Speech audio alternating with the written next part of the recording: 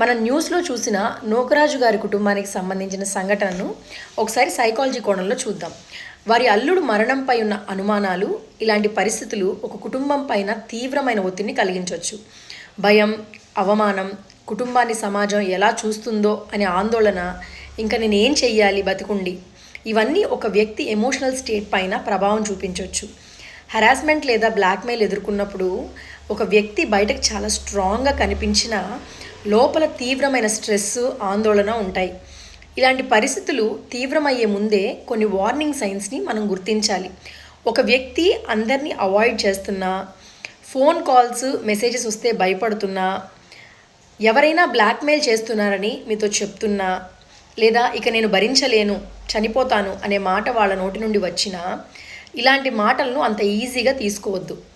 ఇలాంటి సైన్స్ కనిపిస్తే వాళ్ళను బ్లేమ్ చేయకుండా మొదట వినండి.